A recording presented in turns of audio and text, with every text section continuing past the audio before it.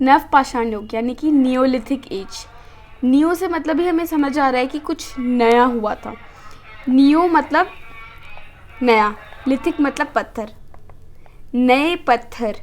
इसका important translation है नए तरह के पत्थर। इस एज में कुछ नया हुआ था, कुछ बदलाव हुए थे, तभी तो मेसोलिथिक से अलग पढ़ रहे हैं इसे, वरना मेसोलिथिक में पढ़ लेते इस टाइम पीरियड को भी। तो आइए जानते हैं कि इस पीरियड में ऐसे कैसे कैसे नई नई क्या क्या नई चीज़ें आई थी।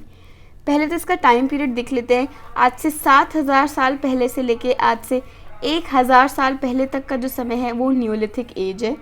अब आप देखोगे इसका मतलब इससे ओवरलैप कर रहा है नवपाषाण का टाइम, राइट? क्योंकि हर जगह मैंने आपको बताया था ना, एक आप ये नहीं बोल सकते हाँ अब मध्य पाषाण खत्म हो चुका है। अभी हमने चीज़ें अपने कन्वीनियंस के लिए बांटी हैं, पर ज़रूरी नहीं है ऐसा कोई पीरियड एक्चुअली में एग्जिस्ट करता होगा या नहीं।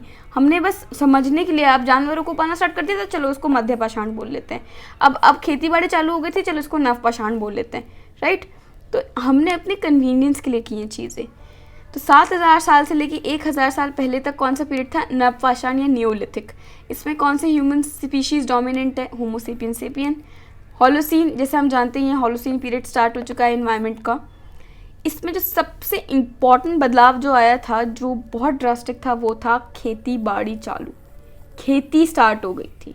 अब आप समझिए, अभी तक सस्टेन करने के लिए ह्यूमंस क्या कर रहे थे? Hunting gathering fishing, hunting gathering fishing, hunting gathering fishing, right? अब अचानक से वो खेती चालू कर देते हैं। वो खेती क्यों चालू करते हैं, इसके अलग अलग हिस्टोरियंस अलग अलग रीज़न देते हैं। अभी तक कोई एक मत नहीं है। कुछ बोलते हैं कि क्लाइमेट चेंज हो गया था, तो ये जानवरों की संख्याओं में कमी आ चुकी थी, इसीलिए खेती बाड़ी चालू कर दी। कुछ बोलते हैं कुछ परेशान हो गए थे वो हंटिंग गैदरिंग करते करते, इसीलिए इन्होंने खेती बाड़ी चालू कर दी।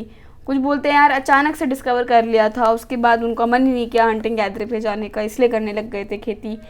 तो एक जीवन शैली में अपने चेंज लेके आना पूरा बहुत बड़ी बात है।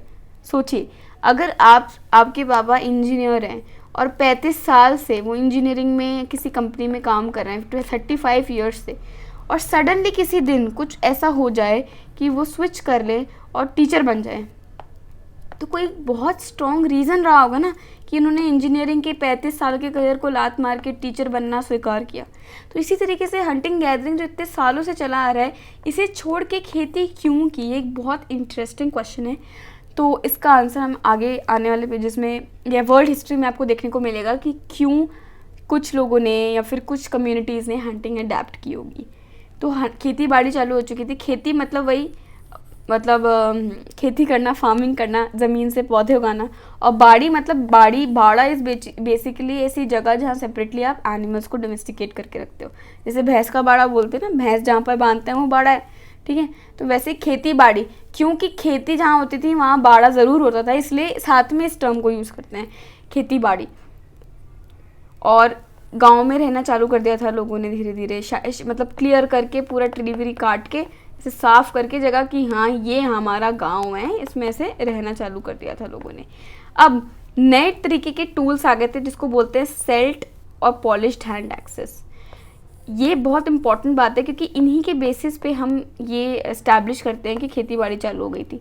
क्या है सेल्ट? क्या होता है सेल्ट? बेसिकली ऐसे पत्थर ले लिया इन्होंने, यहाँ से गोल है पीछे से, और यहाँ से बहुत चौड़ा है और एकदम इसको पैना कर रखा है इन्होंने, एकदम पैना पैना पैना पैना। फिर इसको इन्होंने ऐसे अटैच कर दें उसमें वुडन हैंडल में, और इससे फिर लकड़ी काट सकते हैं, ठीक है? इससे लकड़ियाँ काट सकते हैं। तो इससे क्या होगा कि अगर उनको भूमि क्लियर करनी है, पूरी खेती करनी है, तो भूमि लैंड को क्लियर करना पड़ेगा। तो उसके लिए उन्हें ऐसे टूल्स चाहिए ना जो पूरी लैंड क्लियर कर दे। चलो जला दिए पेड़ों को, उससे राख बन के वो क्लियर हो गए, फिर वो पेड़ उगाएंगे तो उसके बाद उन्हें काटने के लिए उनको हंसिए या सिकल्स चाहिए होंगी ऐसी, है ना? तो हमें इस पीरियड से ऐसी सिकल मिलने लग जाती है, जिसके यहाँ ऐसे माइक्रोलिथ, ऐसे लकड़ी की ऐसे सिकल बना के ऐसे इसमें ऐसे पत्थर के माइक्रोलिथ अटैच कर दिए ताकि क्या है फसल काट सकें। तो हमको ऐसे सिकल मिलने लग जाती हैं, हमको ऐसे सेल्ट मिलने लग जाते हैं, एकदम गोल पत्थर, ऐसे गोल पत्थर जिसका ये एकदम पैना शार्प है ताकि ज़्यादा से ज़्यादा हार्ड ट्रीज काट सके। तो हमें पॉलिश्ड हैंड एक्सेस मिलने लग जाते हैं। इसको पूरा ऐसे ग्रेनाइट के पत्थर के अगेंस्ट इसको घसड़ के एकदम पैना कर लेते थे, ठीक है? एक पत्थर से घसड़ के इसे बिल्कुल पैना कर लिया, इसको बोलते हैं पॉलिश करना। तो सेल्ट मिलने लग जाते हैं, पॉलिश हैंड एक्सेस मिलने लग जाते हैं। तो ये नए तरीके के जो हमें टूल्स मिल रहे हैं, इसलिए इसको क्या बोलते हैं, न्यूलिथिक। नए टूल्स यानी नए पत्थर, नए तरीके के औजार बनाए गए जिन पत्थरों से, इसलिए बोल दिया न्यूलिथिक। ठीक है, तो नए तरह के टूल्स मिलने लग जाते हैं जिसका ये एविडेंस है कि हाँ चलो खेती हो रही होगी, क्योंकि ऐसे टूल्स मिलते हैं जिनसे सजेस्ट होता है कि खेती में हेल्प करते होंगे। ओके, इसलिए बोलते हैं कि ये फार्मिंग स्पिरिट से स्टार्ट हो चुकी होगी, खेती बाड़ी स्टार्ट हो चुका होगा इन टूल्स की मदद से। अब अगर हम बात करें किस टाइप के स्टोन्स थे, तो सारे टाइप के स्टोन्स यूज़ हो रहे थे, चारसिडनी क्रिस्टल, कार्निलियन अगेट, जो इनको मिल जाए और जो इनको लगे सही है बिल्कुल हमारे लिए टूल बनाने के लिए, उसको उठा के वो टूल बना लेते थे। और अभी तक सबसे एडवांस स्टेज आ गई थी, पूरे टूल्स को इन्होंने एकदम भयंकर इंडस्ट्री बना ली थी पूरी।